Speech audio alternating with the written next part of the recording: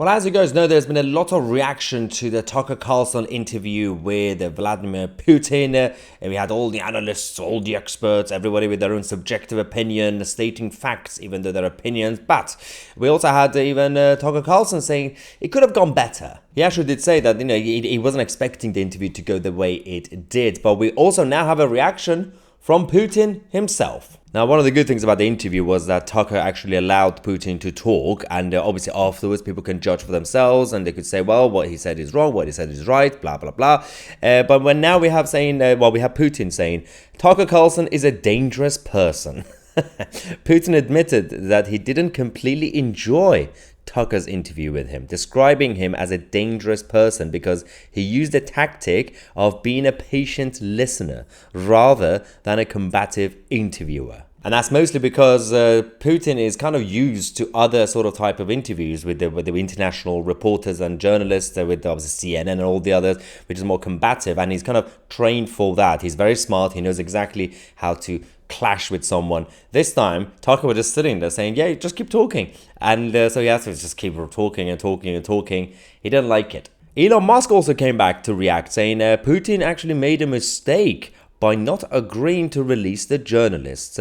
He does not understand the Western mindset very well. Well, as I said at the beginning, everybody has had their own opinion with this whole interview anyway. But Putin also had more things to say. He actually complained about Tucker Carlson. Yes, another thing that Putin was actually talking about when it comes to Tucker Carlson's style of interviewing was he complained about the lack of piercing questions from Tucker, saying, to be honest, I thought that he would behave aggressively and ask so-called sharp questions. I was not just prepared for this, I wanted it because it would give me the opportunity to respond in the same way. That's exactly what he's used to. He said, frankly, I did not get the full satisfaction from this interview. Now, what's interesting is that it's one of those interviews, obviously one of the most watched interview that we've had in a long time, is that it wasn't the interview itself that's gone viral or whatever. It's actually the post-interview analysis and all the people commenting on it, including us, obviously here. That's kind of even getting more attention. And now, obviously, reactions from Putin himself and Tucker Carlson, they're getting even more attention than the interview itself. And I know there's a very divisive topic. A lot of people who are disappointed with the Western side, they are saying, why can't our leaders be articulate and have the conviction to defend their nations and their values? And obviously the other side say, oh, it doesn't matter, he's still a tyrant, blah, blah, blah.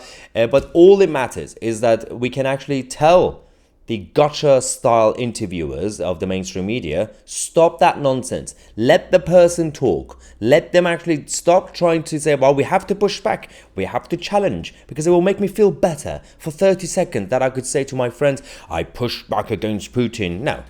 If someone, whether it's Putin or whoever it is going to be, if they're going to say something nonsensical, the best thing you can do, just let them dig.